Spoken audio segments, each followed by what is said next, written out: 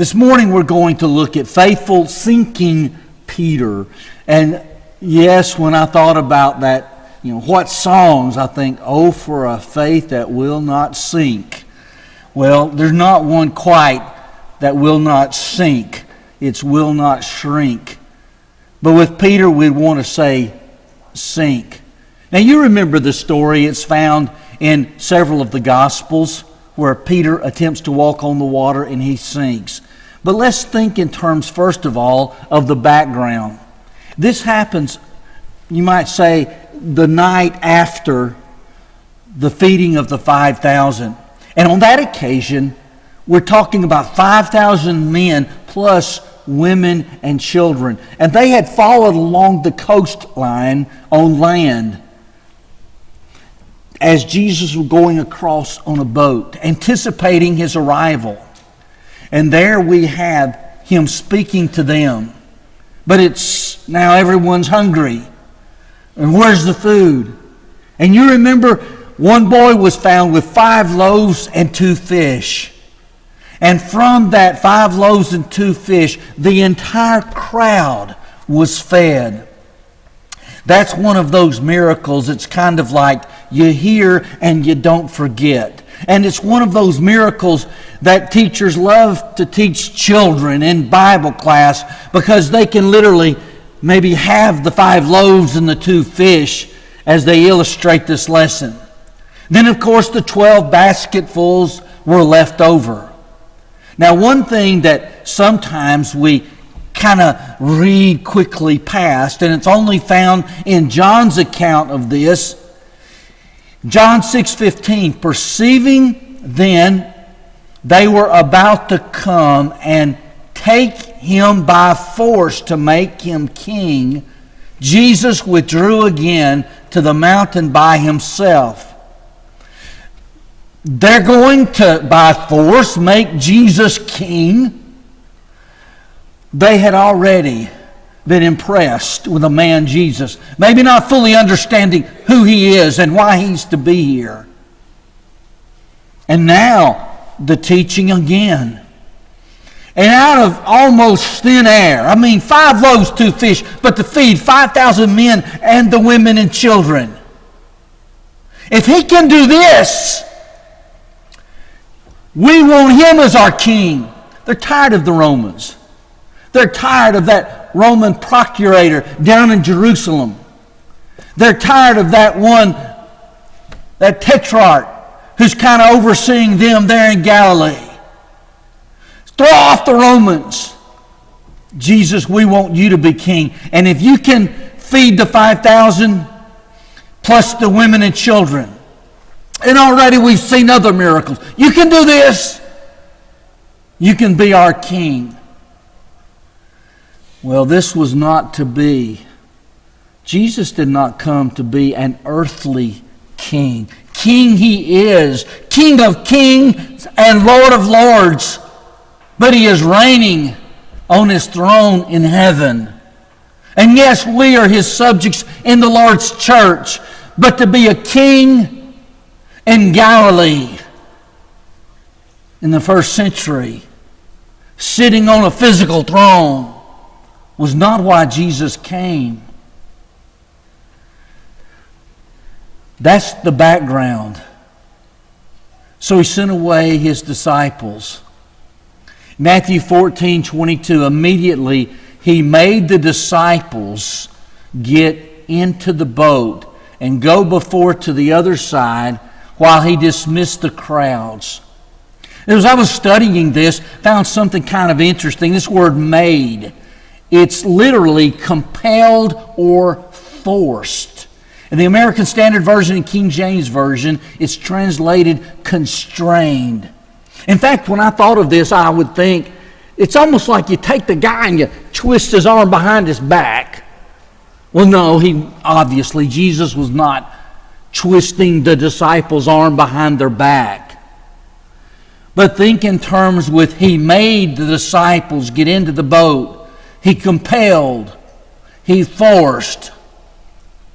It was with determination that the disciples are going to get in that boat. We find as well if we were to ask, when does God compel us? This did kind of have me thinking, when does He compel us? When do we find He makes us do something? Somebody might raise their hand and say, well, I remember there in 2 Corinthians chapter 5, verse 14, for the love of God compels us. Now, it's not the same Greek word as you find with made, which could be translated constrained in Matthew 14:22, but similar in idea. For the love of God, the love of Christ, controls us. But still again, this is where our understanding, appreciation, love for Him because He first loved us, that compels us. Let me tell you something. It's just this way. And you know it's true. For every command you find in the New Testament that is mine to do and obey, God gives me a choice. He doesn't make me. He doesn't compel me. He doesn't constrain me. He gives me the choice.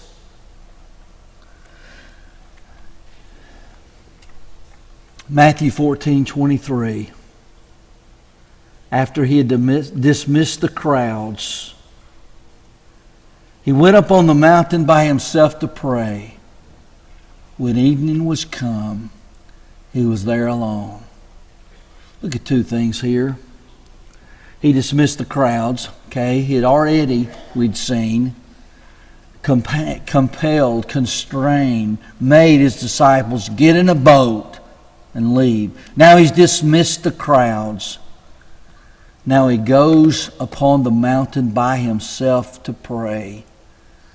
This is not the only time we have found Jesus separating Himself from the busy life to pray. But someone might say, wait, He's the Son of God. And even Jesus, God's Son, needed and took the time to pray. All I could think of is how much more so do I need to sometime separate myself and spend that time in prayer. So that's the background. The feeding of the 5,000. They want to make Him king. No. Disciples, get in the boat. Go. Crowd, leave. Jesus goes into the mountain to pray. And now we read more Matthew 14, beginning of verse 24. But the boat by this time was a long way from the land, beaten by the waves, for the wind was against them. They are on the Sea of Galilee. It's about 8 miles wide, 13 miles long. If you were to take the Sea of Galilee and just, as it were, remove it and just look at the shape, it looks like the continent of Africa. Seriously, think of the continent of Africa shape-wise, and then you reduce it to just 8 miles by 13 miles, and now you fill it full of fresh water. It's not salty. Don't be confused with the name Sea of Galilee. In fact, other names by which it is known is the word lake. But Sea of Galilee, as we commonly call it. In fact, it's the lowest freshwater lake, sea in the world. The only other, if you would, sea that's lower was the Dead Sea, and it is salty. So this being the freshwater, the lowest one below sea level in the world. And it's prone to sudden storms. And this was a sudden storm, as you see that he speaks of this boat being beaten by the waves, for the wind was against them. Now, this was not the first time the disciples found themselves in a storm. In fact, you go back to Matthew chapter 8, and you would find that there is such a storm that the boat is taking on water. and Jesus is asleep. And the disciples, disturbed, troubled, finally waking Jesus up. Peace, be still. And they see that He has the power over the elements themselves as the wind comes and the sea becomes smooth again. As you continue reading in verse 25, and in the fourth watch of the night, He came to them walking on the sea. Remember, He has compelled them to get in the boat, go out on the sea. He's gone up in the mountain to pray. Now the fourth watch of the night, the Roman watch would begin at 6 p.m. So you get to the fourth watch, we're talking about between 4 and 6 a.m. In other words, in the morning. And okay, by the way, what were you doing all night prior to 4 to 6 a.m.? I hope you were sleeping. I was. In fact, I woke up at 5 o'clock this morning. I said, Tish, I didn't tell her at 5 because I might have gotten in trouble. She was still sleeping. But I didn't wake up from when I went to sleep to 5 a.m. Best night's rest I've had in 2 or 3 weeks. But I want to tell you, if I've been up all night, as they would have been, they are fighting against the wind as they row. In fact, they are now about 3 to 4 miles out. They've been fighting the wind, the waves. They have to be absolutely exhausted. Absolutely exhausted. Not just the lack of sleep, but also the strain they've been under, fighting against the wind as that boat's there on that stormy sea. Now, how well do you do? Okay, seriously, how well do you do at 4 o'clock in the morning, 5 o'clock in the morning?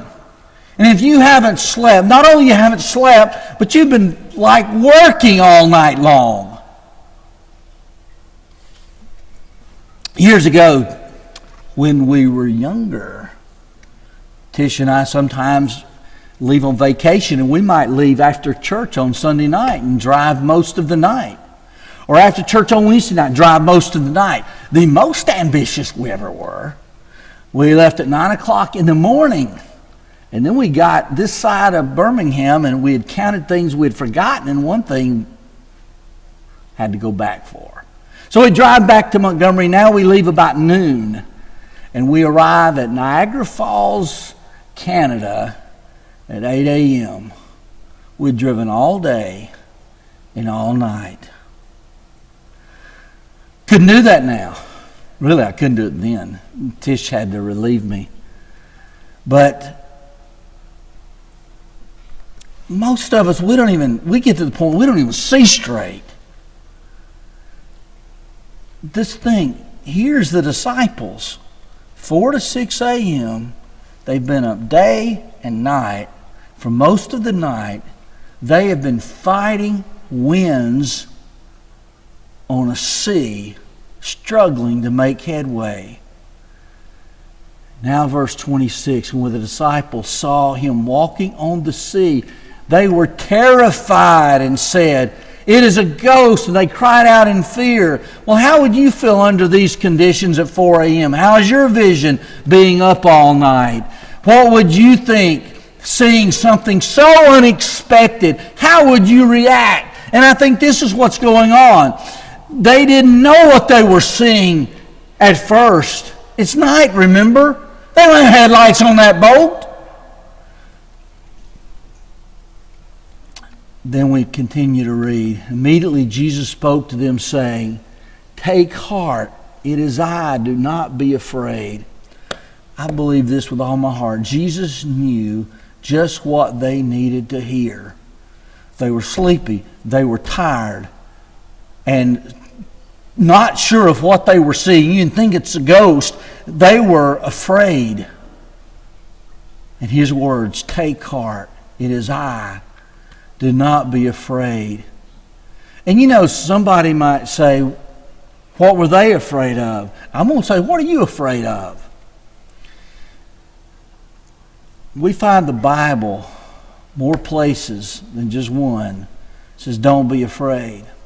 In Deuteronomy 31 verse 6, be strong and courageous. Do not fear or be in dread of them, for it is the Lord your God who goes before you. He will not leave you or forsake you. In Joshua 1 verse 9, have I not commanded you, be strong and be of good courage. Do not be afraid, nor be dismayed, for the Lord your God is with you wherever you go. Now these two passages, someone might say, well, I would think more of a context with, in Deuteronomy 31, eventually you're going to get to that land and you take that land of Canaan. Joshua 9, that's just before, you might say, they begin that taking the land, and they've been told, do not be afraid. But we find it said of Christians in 2 Timothy 1 verse 7, for God gave us a spirit not of fear, but of power and of love and of self-control. And sometimes maybe we put more of an emphasis on that spirit disposition of power, love, and self-control. But he also said, not of fear. But yet, what are you afraid of? The reality is that people do have their fears. Are you afraid to obey the Great Commission? If we've not obeyed it as we ought, for what reason are we not? For some, various kinds of fears presented. Are you afraid to say no to your children when you know that giving in will not be in their best interest? Are you afraid of giving faithfully because you are afraid of your future finances and what they will be? Are you afraid to confess Christ and be baptized because you are afraid of what your family will think? And we could just kind of go on and on about things sometimes that people fear. And I'm convinced, no, God doesn't want us to have these kinds of fears. Now, overcoming fear, that's great, that's good. It does not mean that you will never fear again. Afraid, fear, fearful, and fears are found 120 verses in the New Testament. Friends, there's a lot said about fear. Fear is commonplace in our lives. Fear of loss of job, fear of what could happen to those we love, and etc. All kinds of fears. Unless somebody think, wait, preacher, I don't have any fears. The best of us have fears. If we were going to say some of the best within the New Testament, men that is, we're not counting Jesus right here, but we're going to say some of the best of us in the New Testament. We're going to say Peter. And yet, here in this particular instance, there was fear. What about Paul? You know that 2 times we find Paul's told to not be afraid. In Acts 18 verse 9, the Lord said to Paul one night in a vision, do not be afraid. Then in Acts 27, 23, and 24, there he speaks of an angel of God said to him, do not be afraid, Paul. Even Paul, don't be afraid. John the apostle, the book of Revelation 1 verse 17, fear not, I am the first and the last. So some of the very best have had their fears. We've had ours. We have ours. I'm convinced that Jesus would say to us, do not be afraid. But there is something of which, yes, we should be afraid. Afraid of judgment if we linger in our sin. Hebrews 10, verse 26-27, for if we go on sinning deliberately after receiving the knowledge of the truth, there no longer remains a sacrifice of sins, but a fearful expectation of judgment and a fury of fire that will consume the adversaries. That is to be feared. A few verses later, Hebrews 10:31. But it is a fearful thing to fall into the hands of the living God. And so, yes, fear. Fear was gripping the disciples on this occasion. Jesus said, "Take heart, it is I. Do not be afraid." He told them what they needed to hear. Jesus took away their fears. I'm convinced of this too. Jesus is the one that can take away our fears. As you would consider faith and fear, for the most part, you'd have to say that where fear is, it limits the faith, and where fear is, it displaces the faith. But where faith is, fear is driven out. With that faith that we should have in our Lord, it should help dispel our fears. Get to verse 28. Peter answered him, "Lord, if it is you, command me to come to you on the water." Now, Peter's faith is expressed. "Lord!" It's as if it's you. You know, we might take a step back and say, "If?" What do you mean, if? Okay, a couple of things. One is to be remembered that they aren't sure exactly what they're seeing at first, and they're thinking, maybe a ghost. But then they hear the words of Jesus, "It is I." So maybe it's kind of like, we hadn't seen you good yet.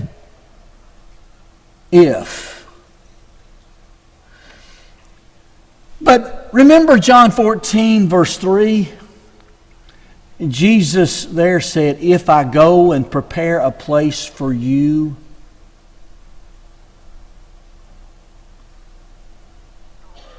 I will come again and receive you." If is the way he started it. There was no question. If he was going, he is preparing, he is coming back. He said, "Lord, if it's you, command me to come to you on the water." Command. When we are kind of one of the first introductions to Peter, where we begin to see him good, is Luke chapter 5. He was a fisherman. In this particular occasion, he had been out fishing all night. By the way, that was the time to fish. He, as a fisherman, knew where to catch the fish. I've got a cousin who he hunts a lot, fishes a lot, he kills a lot of deer, he catches a lot of fish, and sometimes people will ask him, "Well, where did you catch the fish?" He said, "Some in the upper lip and some in the lower lip." Well, Peter knew where to fish, he knew when to fish. No, that night had not been successful. And Jesus then tells him where to go, put his net out. You know, some people would have, "I'm tired. I've already fished all night. That's the time to catch them. I've been to where I know to catch them." You're a carpenter, son. You're not a fisherman. The day's over for me. I'm quitting. That was not what Peter said. He said, "But at your word, I will let down the nets." In other words, even then, Luke 5, "Jesus, what you tell me, I'll do." This is the attitude we need to be and need to have. "Lord, if you command me, if I get your word to come to you on the water." And he said, "Come." So Peter got out of the boat and walked on the water and came to Jesus. At Jesus' word, Peter got out of the boat. "If you command it," Jesus said, "come." Oh, by the way, you think Peter had seen anyone walk on water prior to this occasion? You think Peter had heard of anybody walking on water prior to this occasion? You think he had been, being a fisherman, around water enough to know that you get out on it, you sink, you go under? Might be good to know how to swim, in fact. And yet, Jesus, if you commanded that I come to you on the water, and Jesus says, come. Oh, for a faith that we would have like this. Jesus tells me, I just do it. I might not understand it. I may have never seen it before. I may never heard of it before. But if Jesus said, do it, I do it. So Peter got out of the boat. You know, okay. We're not told to get out of the boat and walk on the water. But we are going to be told to do some things that are hard for us to do. Told to do some things that we might not see ourselves doing. We may be told to do some things that are just outside of our, sometimes we use the phrase, comfort zone. Philippians 4:13 says, I can do all things through Him who strengthens me. People have, I think, misapplied this verse to all kinds of things that they wanted to do that were not necessarily within God's will. But I'm convinced of this. If God says do it, I can do all things through Him who strengthens me. So at the word of Jesus, Peter goes out on the water. He's walking on the water. He's found success. But when he saw the wind, he was afraid, and beginning to sink, he cried out, Lord, save me. The wind, okay, the rain, I got in a question mark. I don't read of the rain, but with the way this is described, you wonder if there could have been rain as well. But certainly you see the wind, the waves, and now he's walking on the water. And I kind of even wonder, were the waves kind of splashing up against him? But nevertheless, his attention was drawn away from Jesus. And he began to see and take notice of and fearful of the winds, the waves.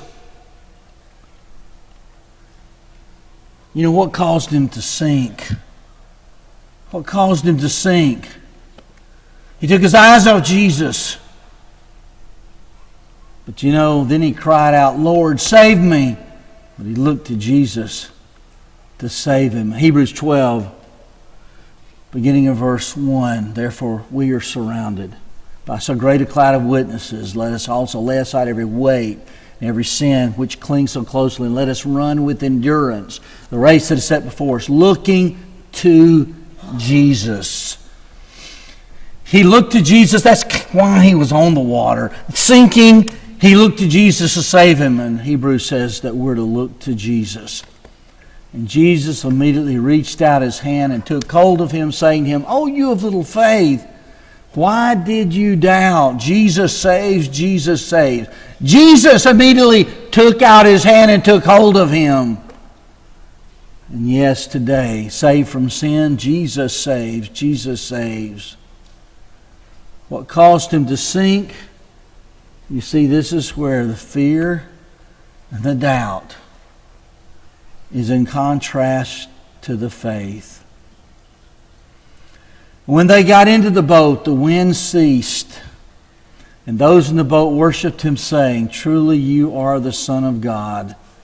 Jesus calms the wind again.